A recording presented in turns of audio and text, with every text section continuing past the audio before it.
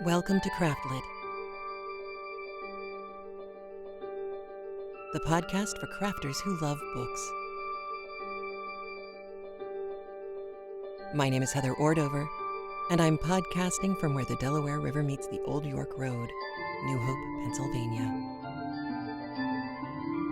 Episode 572, The True Man Show. This episode of Craftlit is brought to you by you. Thank you. Well, hello. How are you? I am well. I am recording early in the morning again. I just got in from walking across the Delaware Bridge, or the Delaware River on the New Hope Lambertville Bridge. Lovely morning. It's been really interesting to watch. Well, interesting to me. Could be boring to you. Don't know. But to watch the water level go down since Hurricane Ida. It got really high and flooded pretty badly during Ida. And then it went down a lot, the river level, but not to normal. And then it stayed at not normal, pretty darn high, but not as high as flooding, for it seemed like a really long time. And gradually over the last 2 weeks, it's kind of returned to the low normal level that I had seen so often before. But one thing has changed hugely, and that is the glassiness of the river. Normally, I think of rivers as being a lot more active than lakes. I know that's probably crazy talk. It is absolutely glassy in the morning, and it's really, really beautiful now because the stars are reflected, and right now there's a full moon. Well, there's the end of a full moon, and that means any clouds that are in the sky are getting lit by the moon, which means they're reflecting in the water, and it's gorgeous. It's just beautiful.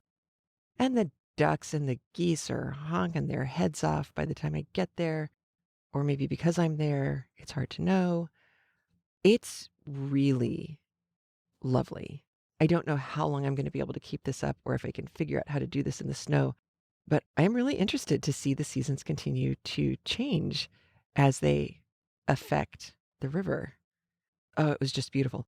And of course, I mean, the water that flows around the piers, the pilings that are in the water, the big honkin' stone pillars, that's the word I was looking for, that go into the water and down to the riverbed and in. The water that goes around those, there is movement there on the downstream side, but it glasses out again really pretty quickly now. It didn't when the river was much more full of water. And now that it has less water in it, it glasses out super quick. So pretty, so pretty. And there's no way to take a picture of it or anything. And I don't even know how to go about painting it. It's just gorgeous. So I hope you have something that you can look at or go see or be around that is that calm and lovely as well. Because it's awfully nice, I have to say. Except for the allergies. But that's okay. I'm willing to have itchy eyes and a stuffy nose for a little while, if I can see a morning like that. The only other excitement that we've had here is Thing 2 got his learner's permit. Finally. Took the test without studying. Aced the test on the first try. Unbelievable. This child is learning all the worst habits. Oh, man. But yes, aced it. Aced it is now driving with both mom and dad. Loves it. Loves it. And he's getting there. I could use some advice, though. If you have a child, and if your child has gotten their driver's license successfully, and if your child, as a child, found themselves incapable of looking both ways before crossing a street or a parking lot or anywhere, no matter how many times or in what different ways you said, "For the love of all that is good and holy, please, please look both ways." How did you fix that when they started to drive? I am going to have a heart attack. He doesn't grok the looking both ways thing. Aside from that, I don't know when he's going to be okay driving in a car by himself because of this. It's going to take a while. But aside from that part, he is getting better every time he gets behind the wheel. So that's nice. Finding a place to take him to drive that doesn't involve, traffic or the possibility of getting hit or hitting someone else, God forbid, is tricky. But Andrew had scoped out a couple places and we found a good parking lot as well. So that has been on the docket as often as is possible, according to his wishes. Oh, dear. Yeah, it's going to be interesting. So originally, I had planned on bringing you 2 chapters today, on the stairs and in my office. And I'd listened to the 2 chapters and taken what few notes. There wasn't that much that I needed to note. And I listened to them again last night and thought, I'm going to have to add chapter 20. So today you are getting a bonus chapter. And I hope that's good for you. It still ends on a cliffhanger, but that's not so surprising in a murder mystery book towards the middle-ish of it. We are dead on halfway through because there are 39 chapters. So, congratulations, you've made it halfway through the book at the end of today's episode. There is only one word that gets used in today's chapters. I think it's at the end of our second chapter today, the chapter in my office. Mr. Raymond describes himself as and I'm quoting here, young tyro. It's spelled Tyro. It can be spelled Tiro. And it goes straight back to at least medieval Latin. The first written record of it is in 1570, I think, or 1537. It is the Latin word for a young soldier. So if somebody is a novice at something or kind of a newbie, you could describe them as a tyro or a young tyro, although that's kind of redundant, but not necessarily. It gets used still today.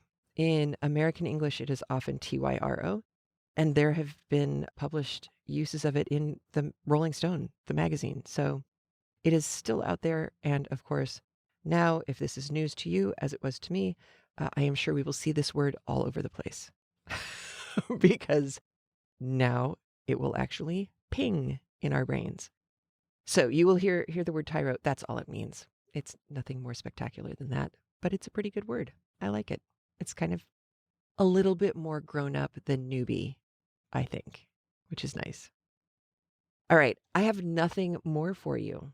We've had our embarrassing-ish moment with Mary, where Mr. Raymond has divulged the fact that he knows that she/Eleanor were having this rather shocking conversation with each other, shocking in the light of what has happened and the implications for them being more involved with this crime than we might heretofore have thought. It doesn't change things. Mr. Raymond has still been asked by Mr. Gryce to try and befriend Mr. Clavering. He is kind of being utilized by the detective force in New York and seems to have no problem with what he's been doing so far. But he has had this moment with Mary Leavenworth, and Eleanor is still out of the house. We haven't heard or seen her for quite some time now. And that's where we find ourselves at the beginning of our chapters today. So here we go with chapters 18, 19, and 20 of The Leavenworth Case by Anna Catherine Green, read for us by Kevin Green. Here we go.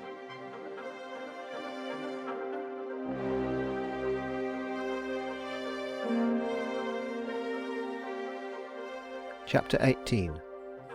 On the stairs. You cannot say I did it. Macbeth. Excited, tremulous, filled with wonder at this unlooked-for event, I paused for a moment to collect my scattered senses, when the sound of a low, monotonous voice breaking upon my ear from the direction of the library, I approached and found Mr. Harwell reading aloud from his late employer's manuscript. It would be difficult for me to describe the effect which this simple discovery made upon me at this time. There, in that room of late death, withdrawn from the turmoil of the world, a hermit in his skeleton-lined cell, this man employed himself in reading and re-reading, with passive interest, the words of the dead, while above and below human beings agonized in doubt and shame. Listening, I heard these words: "By these means their native rulers will not only lose their jealous terror of our institutions, but acquire an actual curiosity in regard to them." Opening the door, I went in. "Ah, you are late, sir," was the greeting with which he rose and brought forward a chair. My reply was probably inaudible, for he added, as he passed to his own seat, "I am afraid you are not well." I roused myself. "I am not ill," and pulling the papers towards me, I began looking them over. But the words danced before my eyes, and I was obliged to give up all attempt at work for that night. "I fear I am unable to assist you this evening, Mr. Harwell. The fact is, I find it difficult to give proper attention to this business, while the man who, by a dastardly assassination, has made it necessary, goes unpunished." The secretary, in his turn, pushed the papers aside, as if moved by a sudden distaste of them, but gave me no answer. "You told me when you first came to me with news of this fearful tragedy that it was a mystery, but it is one which must be solved, Mr. Harwell. It is wearing out the lives of too many whom we love and respect." The secretary gave me a look. "Miss Eleanore," he murmured. "And Miss Mary," I went on. "Myself, you, and many others." "You have manifested much interest in the matter from the beginning," he said, methodically dipping his pen into the ink. I stared at him in amazement. "And you," said I, "do you take no interest in that which involves not only the safety but the happiness and honor of the family in which you have dwelt so long?" He looked at me with increased coldness. "I have no wish to discuss this subject. I believe I have before prayed you spare me its introduction." And he arose. "But I cannot consider your wishes in this regard," I persisted. "If you know any facts connected with this affair which have not yet been made public, it is manifestly your duty to state them. The position which Miss Eleanore occupies at this time is one which should arouse the sense of justice in every true breast, and if I knew anything which would serve to release her from her unhappy position, Mr. Raymond, I should have spoken long ago." I bit my lip, weary of these continual bafflings, and rose also. "If you have nothing more to say," he went on, "and feel utterly disinclined to work, why, I should be glad to excuse myself, as I have an engagement out." "Oh, do not let me keep you," I said bitterly. "I can take care of myself." He turned upon me with a short stare, as if this display of feeling was well nigh incomprehensible to him, and then, with a quiet, almost compassionate bow, left the room. I heard him go up stairs, felt the jar when his room door closed, and sat down to enjoy my solitude. But solitude in that room was unbearable. By the time Mr. Harwell again descended, I felt I could remain no longer, and, stepping into the hall, told him that if he had no objection, I would accompany him for a short stroll. He bowed a stiff assent, and hastened before me down the stairs. By the time I had closed the library door he was halfway to the foot, and I was just remarking to myself upon the unpliability of his figure and the awkwardness of his carriage, as seen from my present standpoint, when suddenly I saw him stop, clutch the banister at his side, and hang there with a startled, deathly expression upon his half turned countenance. which fixed me for an instant where I was in breathless astonishment, and then caused me to rush down to his side, catch him by the arm, and cry, "What is it? What's the matter?" But thrusting out his hand, he pushed me upwards. "Go back," he whispered, in a voice shaking with intensest emotion. "Go back." And catching me by the arm, he literally pulled me up the stairs. Arrived at the top, he loosened his grasp, and leaning, quivering from head to foot, over the banisters, glared below. "Who is that?" he cried. "Who is that man? What is his name?" Startled in my turn, I bent beside him, and saw Henry Clavering come out of the reception room and cross the hall. "That is Mr. Clavering," I whispered, with all the self-possession I could muster. "Do you know him?" Mr. Harwell fell back against the opposite wall. "Clavering, Clavering," he murmured, with quaking lips; then suddenly bounding forward, clutched the railing before him, and fixing me with his eyes, from which all this stoic calmness had gone down forever in flame and frenzy, gurgled in my ear, "You want to know who the assassin of Mr. Leavenworth is, do you? Look there, then. That is the man, Clavering." And with a leap he bounded from my side, and swaying like a drunken man, disappeared from my gaze in the hall above. My first impulse was to follow him. Rushing upstairs, I knocked at the door of his room, but no response came to my summons. I then called his name in the hall, but without avail. He was determined not to show himself. Resolved that he should not thus escape me, I returned to the library, and wrote him a short note, in which I asked for an explanation of his tremendous accusation, saying I would be in my rooms the next evening at 6, when I should expect to see him. This done, I descended to rejoin Mary. But the evening was destined to be full of disappointments. She had retired to her room while I was in the library, and I lost the interview from which I expected so much. "The woman is slippery as an eel," I inwardly commented, pacing the hall in my chagrin. "Wrapped in mystery, she expects me to feel for her the respect due to one of frank and open nature." I was about to leave the house when I saw Thomas descending the stairs with a letter in his hand. "Miss Leavenworth's compliments, sir, and she is too fatigued to remain below this evening." I moved aside to read the note he handed me, feeling a little conscience stricken as I traced the hurried, trembling handwriting through the following words: "You ask more than I can give. Matters must be received as they are, without explanation from me. It is the grief of my life to deny you, but I have no choice. God forgive us all, and keep us from despair. M."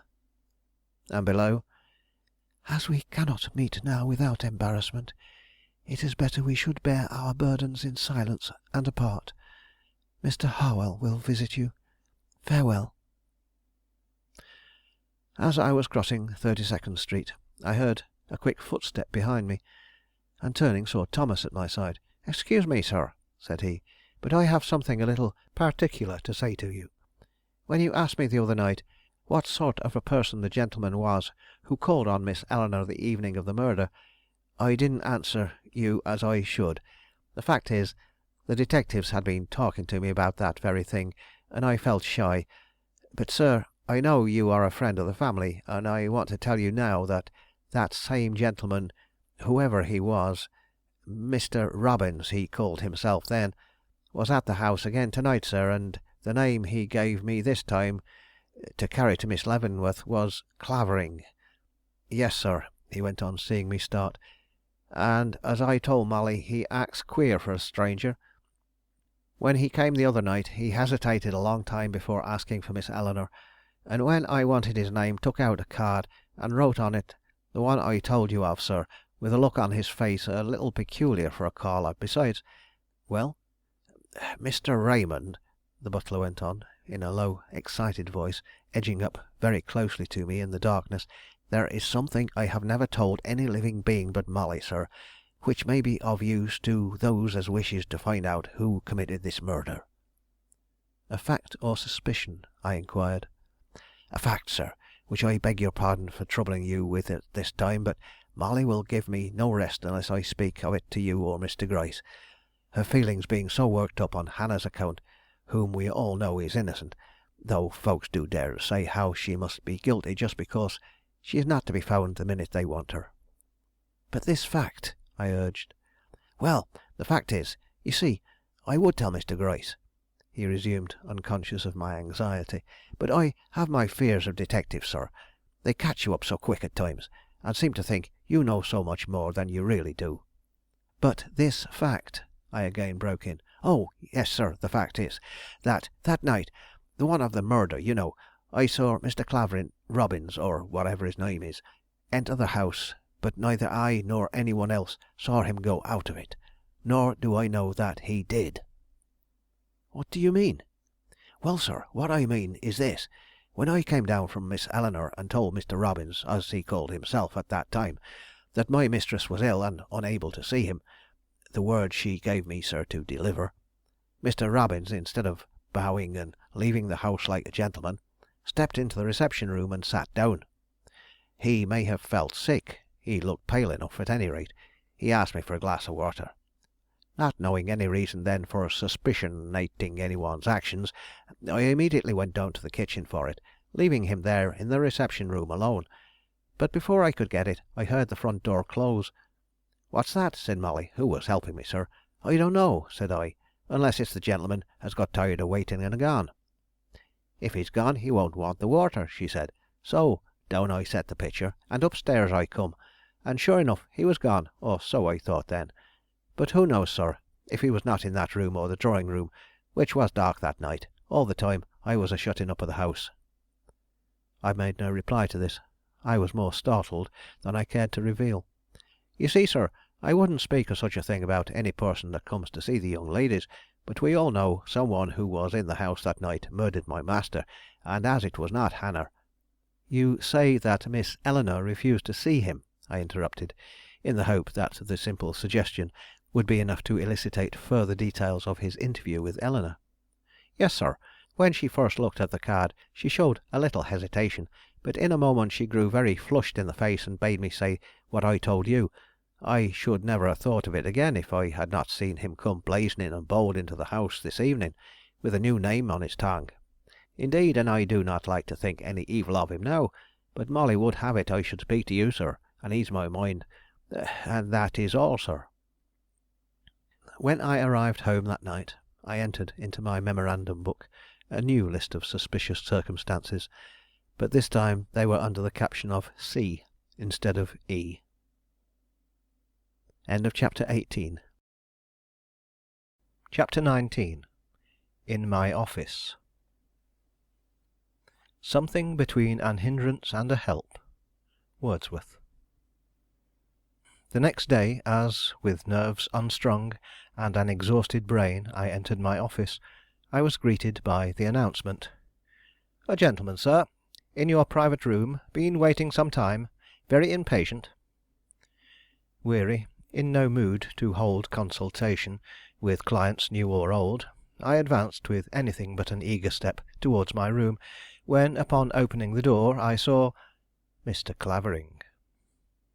Too much astounded for the moment to speak, I bowed to him silently, whereupon he approached me with the air and dignity of a highly bred gentleman, and presented his card, on which I saw written in free and handsome characters his whole name, Henry Ritchie Clavering.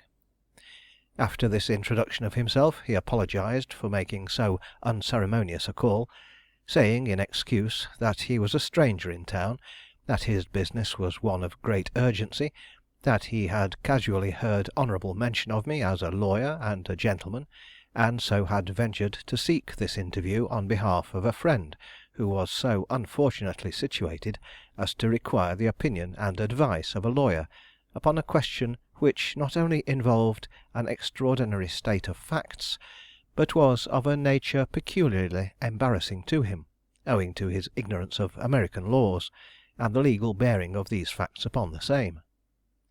Having thus secured my attention and awakened my curiosity, he asked me if I would permit him to relate his story.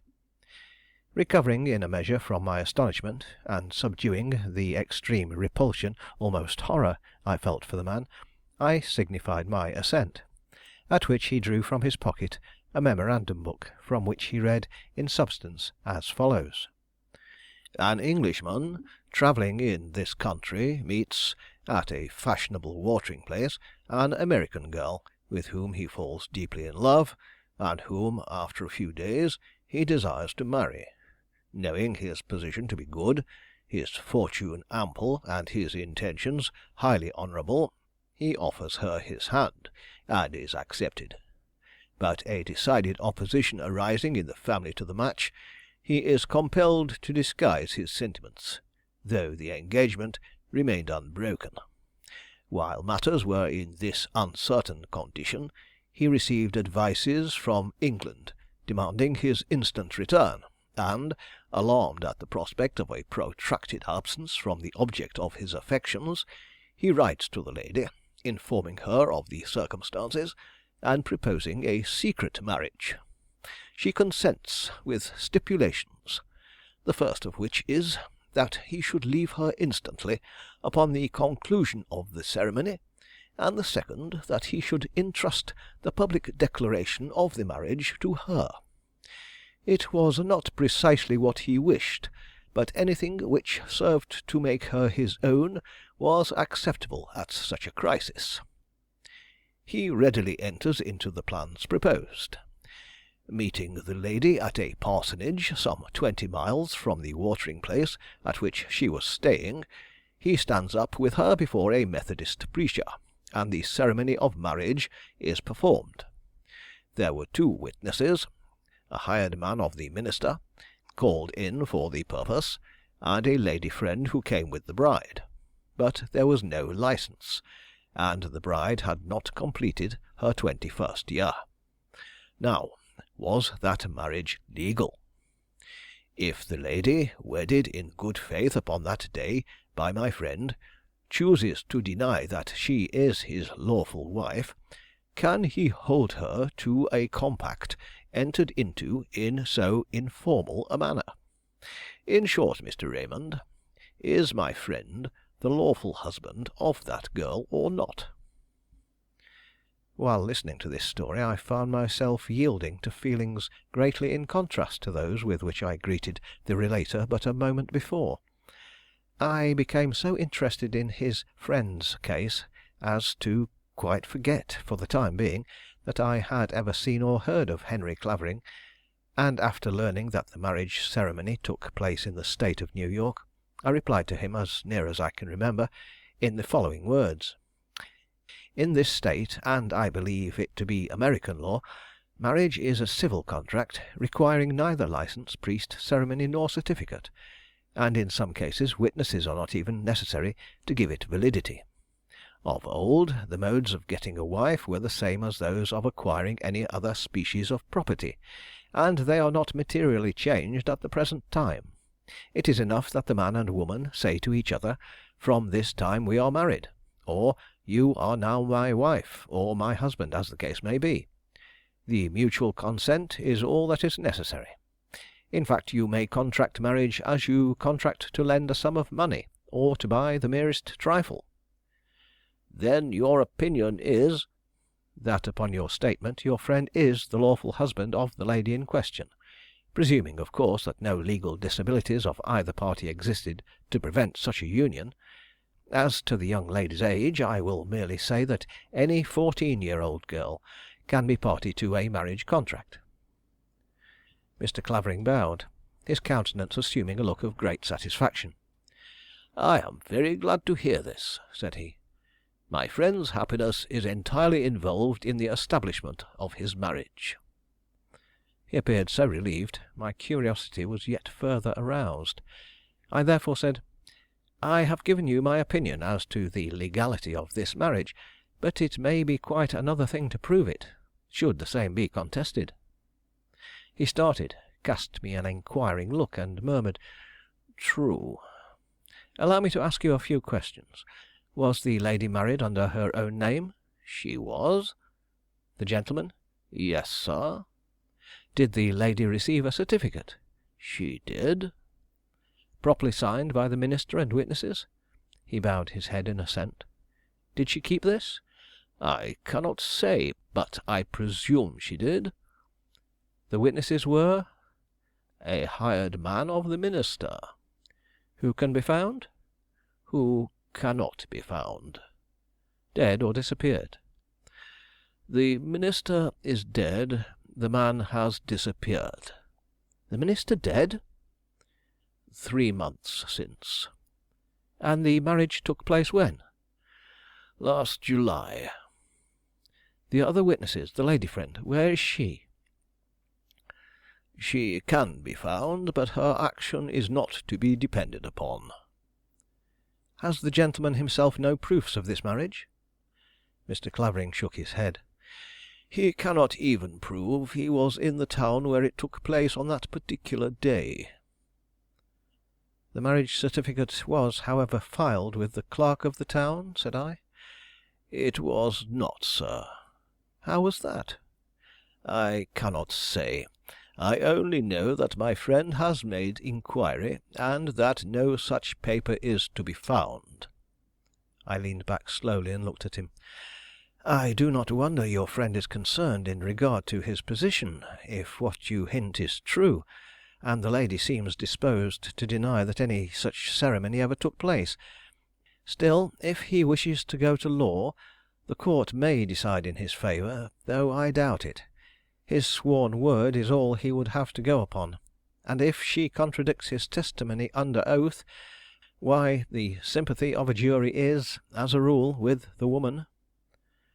Mr. Clavering rose, looked at me with some earnestness, and finally asked, in a tone which, though somewhat changed, lacked nothing of its former suavity, if I would be kind enough to give him in writing that portion of my opinion which directly bore upon the legality of the marriage; that such a paper would go far towards satisfying his friend that his case had been properly presented, as he was aware that no respectable lawyer would put his name to a legal opinion without first having carefully arrived at his conclusions by a thorough examination of the law bearing upon the facts submitted.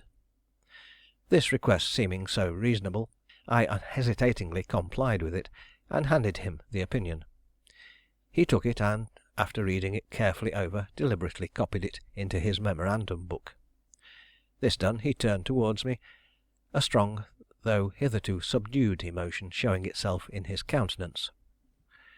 "Now, sir," said he, rising upon me to the full height of his majestic figure, "I have but one more request to make, and that is, that you will receive back this opinion into your own possession, and in the day you think to lead a beautiful woman to the altar, pause and ask yourself, am I sure that the hand I clasp with such impassioned fervor is free? Have I any certainty for knowing that it has not already been given away, like that of the lady whom, in this opinion of mine, I have declared to be a wedded wife according to the laws of my country?" "Mr. Clavering!" But he, with an urbane bow, laid his hand upon the knob of the door. "I thank you for your courtesy, Mr. Raymond, and I bid you good day. I hope you will have no need of consulting that paper before I see you again." And with another bow he passed out. It was the most vital shock I had yet experienced, and for a moment I stood paralyzed. Me? Me? Why should he mix me up with the affair unless— But I would not contemplate that possibility. Eleanore married, and to this man? No, no, anything but that. And yet I found myself continually turning the supposition over in my mind until, to escape the torment of my own conjectures, I seized my hat and rushed into the street in the hope of finding him again and extorting from him an explanation of his mysterious conduct. But by the time I reached the sidewalk he was nowhere to be seen. 1,000 busy men, with their various cares and purposes, had pushed themselves between us, and I was obliged to return to my office with my doubts unsolved. I think I never experienced a longer day, but it passed, and at 5 o'clock I had the satisfaction of inquiring for Mr. Clavering at the Hoffman House. Judge of my surprise when I learned that his visit to my office was his last action before taking passage upon the steamer leaving that day for Liverpool, that he was now on the high seas, and all chance of another interview with him was at an end. I could scarcely believe the fact at first, but after a talk with the cabman who had driven him off to my office and thence to the steamer, I became convinced. My first feeling was one of shame. I had been brought face to face with the accused man, had received an intimation from him that he was not expecting to see me again for some time, and had weakly gone on attending to my own affairs, and allowed him to escape, like the simple tyro that I was. My next, the necessity of notifying Mr. Gryce of this man's departure. But it was now 6 o'clock, the hour set apart for my interview with Mr. Harwell. I could not afford to miss that, so, merely stopping to dispatch a line to Mr. Gryce, in which I promised to visit him that evening, I turned my steps towards home. I found Mr. Harwell there before me. End of chapter 19. Chapter 20. Truman, Truman, Truman. Often do the spirits of great events stride on before the events, and in to-day already walks to-morrow. Coleridge. Instantly a great dread seized me. What revelations might not this man be going to make? But I subdued the feeling, and, greeting him with what cordiality I could, settled myself to listen to his explanations. But Truman Harwell had no explanations to give, or so it seemed. On the contrary, he had come to apologize for the very violent words he had used the evening before, words which, whatever their effect upon me, he now felt bound to declare had been used without sufficient basis in fact to make their utterance of the least importance.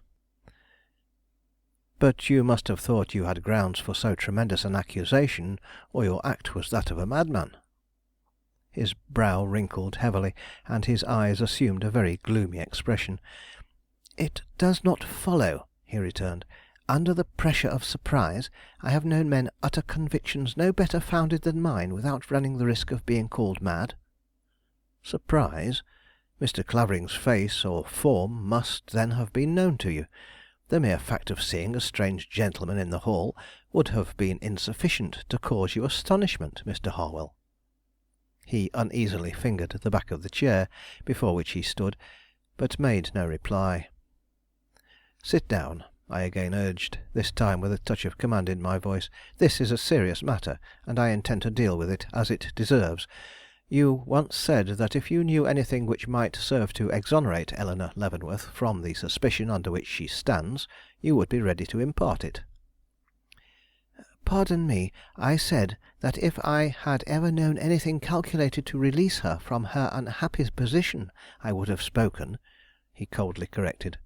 "Do not quibble. You know, and I know, that you are keeping something back, and I ask you, in her behalf and in the cause of justice, to tell me what it is." "You're mistaken," was his dogged reply. "I have reasons, perhaps, for certain conclusions I may have drawn, but my conscience will not allow me in cold blood to give utterance to suspicions which may not only damage the reputation of an honest man, but place me in the unpleasant position of an accuser without substantial foundation for my accusations." "You occupy that position already," I retorted, with equal coldness. "Nothing can make me forget that in my presence you have denounced Henry Clavering as the murderer of Mr. Leavenworth. You had better explain yourself, Mr. Harwell." He gave me a short look, but moved round and took the chair. "You have me at a disadvantage," he said, in a lighter tone.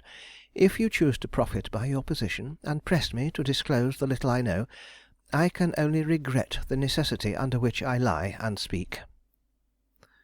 "Then you are deterred by conscientious scruples alone?" "Yes, and by the meagreness of the facts at my command."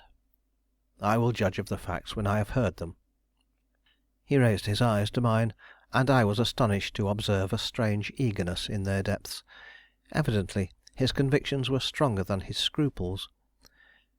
"Mr. Raymond," he began, "you are a lawyer, and undoubtedly a practical man, but you may know what it is to scent danger before you see it, to feel influences working in the air over and about you, and yet be in ignorance of what it is that affects you so powerfully, till chance reveals that an enemy has been at your side, or a friend passed your window, or the shadow of death crossed your book as you read, or mingled with your breath as you slept."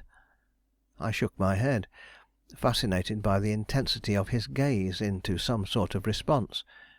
"Then you cannot understand me or what I have suffered these last 3 weeks."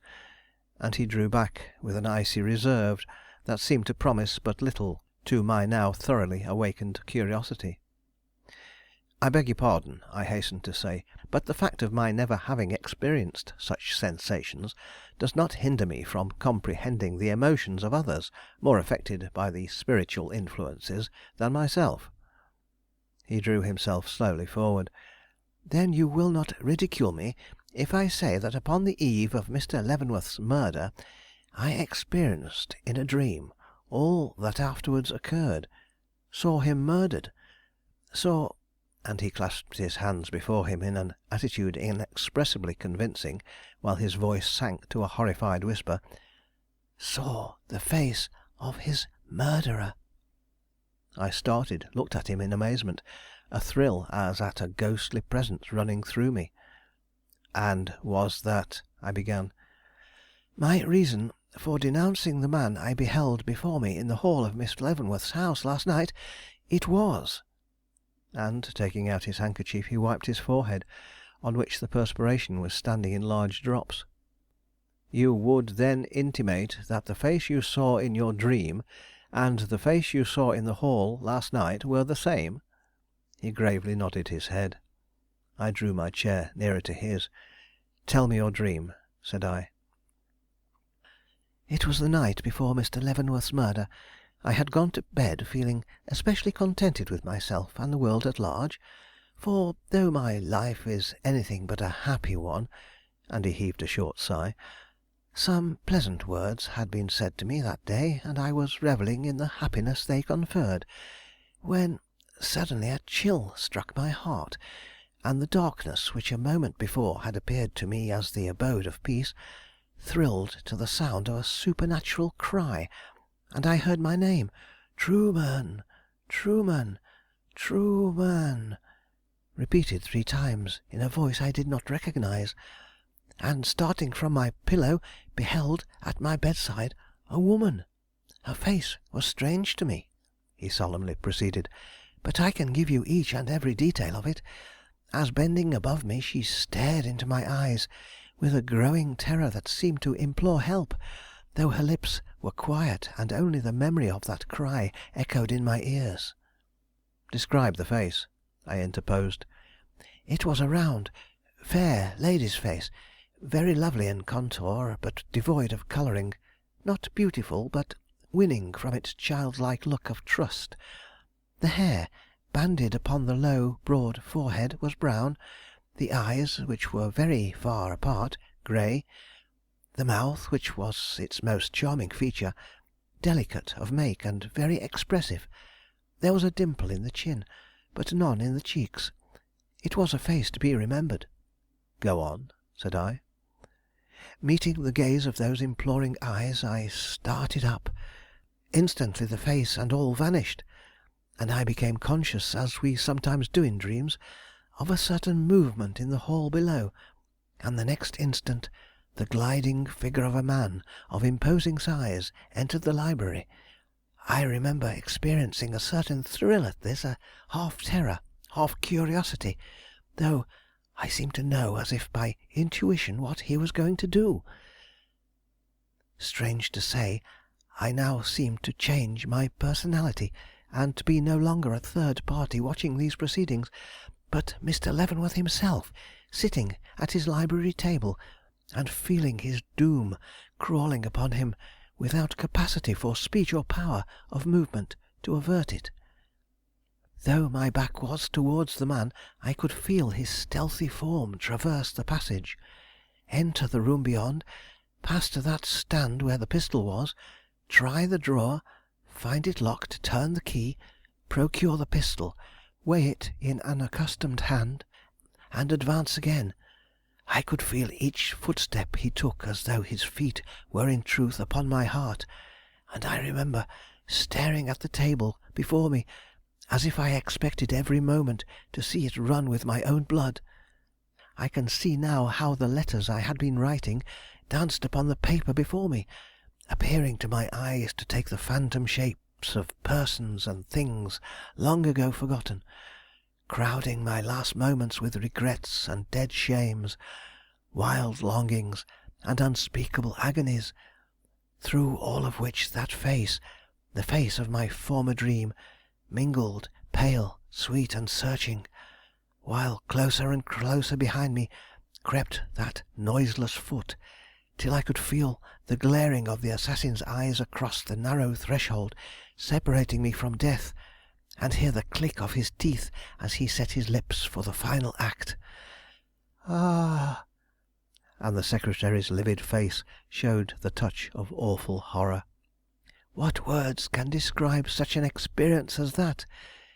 In one moment, all the agonies of hell in the heart and brain; the next, a blank through which I seemed to see afar; and as if suddenly removed from all this, a crouching figure looking at its work with starting eyes and pallid, back-drawn lips, and seeing recognized no face that I had ever known, but one so handsome, so remarkable, so unique in its formation and character, that it would be as easy for me to mistake the countenance of my father as the look and figure of the man revealed to me in my dream. "And this face," said I, in a voice I failed to recognize as my own, "was that of him whom we saw leave Mary Leavenworth's presence last night and go down the hall to the front door."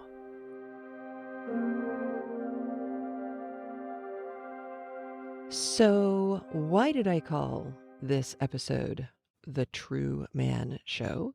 Is because the way Anna Catherine Green spells Truman is Trueman. It is the non-common spelling of the name. So, we have entered the realm of supernaturalness. I guess I'm going to make up a word today. It's crossed the line, right? We have gone from it's weird, it's a mystery. The case looks kind of bad for Eleanor, but largely there's a lot of missing pieces.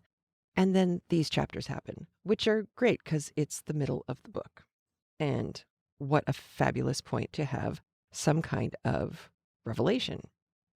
There are all sorts of books. I think it starts with Sid Field, who wrote the book Screenplay, and most recently the latest newcomer, and it's not super recent, but the latest newcomer to the field of well-respected within the industry books about movie making, and specifically writing of movies, is called Save the Cat. And Save the Cat is a book in which this hypothesis kicks it all off. In movies, especially complicated movies with difficult, complicated characters, there is a moment early on, like on the first page or the third page, very early, where there is a save the cat moment, where the person who you are supposed to like, who may be complicated and difficult, they do something like saving a cat. And that action early on puts us in a position where we are predisposed to like/trust this person. From that point, a whole lot of things happen as well, and they all seem to happen at specific times. Now, there are different variations on this. Sid Field describes a 3-act structure with specific turning points on specific pages, because he's assuming that there will be 120, I think it's 100 page or 120 page script. And in that case, this happens on page 35. This happens on page 50. And he breaks it all down. And Sid Field based that on having read and studied many, many screenplays. And that may seem very strange to people who don't live in the world of screenplays, but as bizarre and as kind of loose as Hollywood may appear to be on the outside, when it comes to script writing, the rules are really rather sacrosanct. They don't change at all. If you've ever seen a typewritten screenplay, several things happen. One is the font is always the same. I think it's Courier, the one that looks like a typewriter font. It is always the same font size, and there are specific rules for capitalization, some punctuation, and text block widths. What do I mean by that? This all will make sense in a second. Text block widths, meaning you have so many inches of margin on the sides. Your description, interior, house, next line down, and that's all. Interior is INT, all in caps, period. House, all in caps. Next line down, regular capitalization. So sentence capitalization, you start capitalizing the first word. Mr. Raymond sits at his desk, period. The light comes in lightly through the window. You get that kind of description.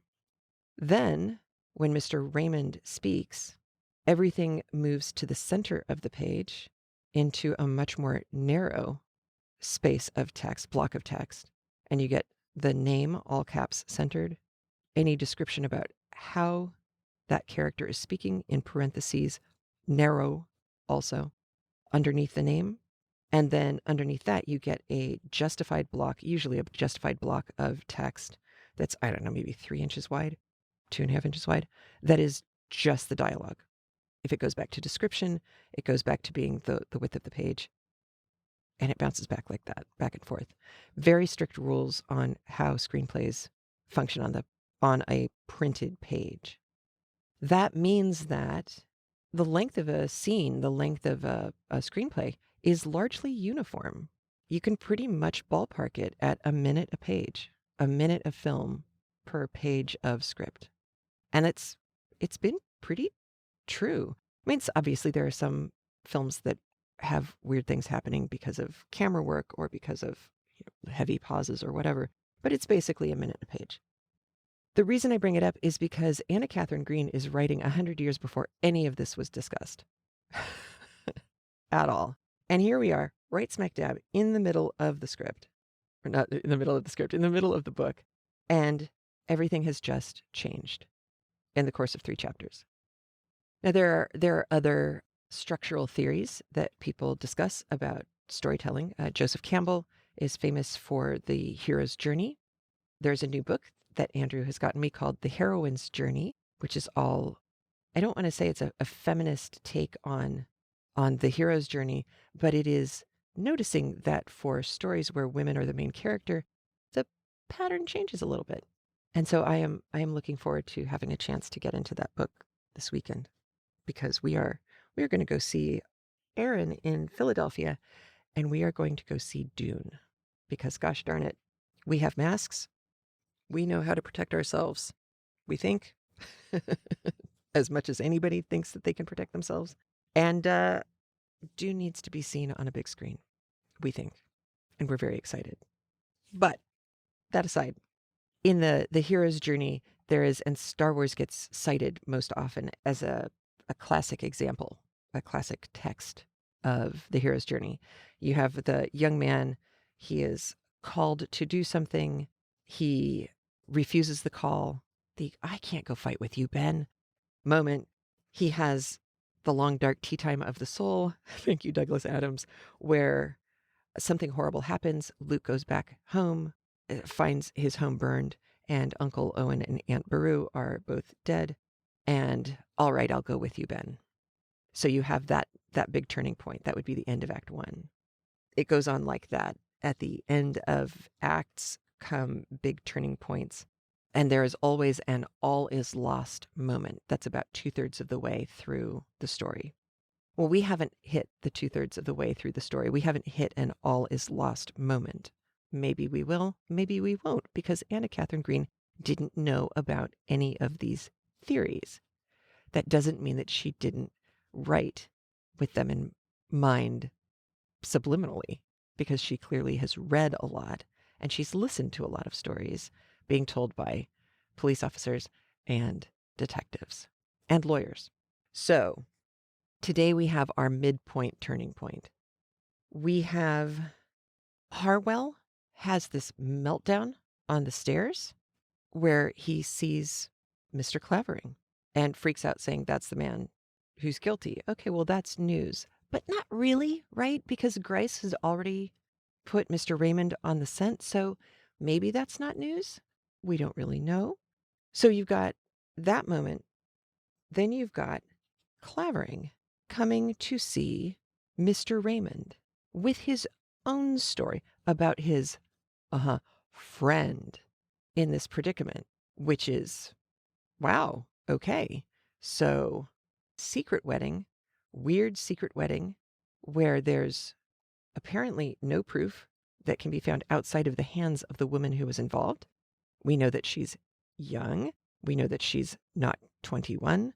We have our suspicions about who this could be, as does Mr. Raymond.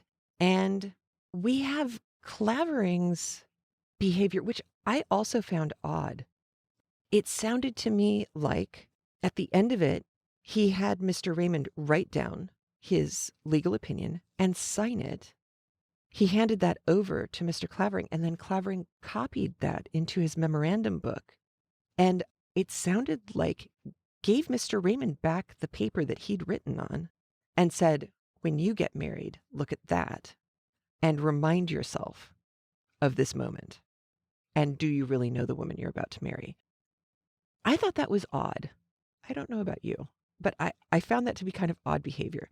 I found the whole discussion to be rather odd behavior because Clavering clearly had gotten some kind of sense of Raymond's trying to get close to him at the gentleman's club and had actively avoided coming into contact with Mr. Raymond. So now he's showing up. I don't know. The whole thing seemed odd to me, but the story is interesting. We also had, before we even had that happen, we have Thomas the butler giving us the whole story about Mr. Clavering having been the guy who showed up the night of the murder, and nobody saw him actually leave. So there's that. So now Harwell and Thomas the butler both seem to be suspicious of Clavering, all at the same time, and all talking to Mr. Raymond at the same time. And then you got Clavering with this odd story and the fact that he just beat it out of Dodge. He has gone back to England. So now he's gone. So poor Raymond isn't going to get any other chance to talk to him. So even if he does wind up coming up with follow-up questions like, I wish I'd asked him about this, out of luck. And then we have Harwell's dream. I went back and looked at what descriptions we have gotten of the two Miss Leavenworths, and neither of them seem to be the woman in his dream. So, I mean, we don't get a whole lot of descriptions aside from the fact that they're beautiful, but this woman in his dream does not seem to be one of the Leavenworth girls. But Clavering shows up in his dream, which is weird. And so here we are at the end of chapter 20 with our book's turning point being this revelation from Clavering, revelation from Harwell, and this slight turn into something's going on, something that appears to be a little on the supernatural side. It's an interesting book. And on that note, I leave you. If you are in the Northern Hemisphere, your autumnal days are getting shorter and the temperature getting cooler, although not cold yet. No snow. Jennifer, we don't want any snow yet. And I hope you are living in a world that is full of color and light and beauty. Take care of yourself. Take care of others. Wear a mask. Get a vaccine. I'll talk to you soon. Take care. Bye. If you like what you hear on Craftlit, please review us on iTunes, like us on Facebook, join in the fun in our Facebook group, which is Craftlit Annotated Audiobooks. Always the nicest group of people you're going to find on Facebook, and the place where you can come to and say, nobody else was going to understand this, but I knew you all would. And of course, thank you for your support of Craftlit. And remember, if your hands are too busy to pick up a book, at least you can turn one on.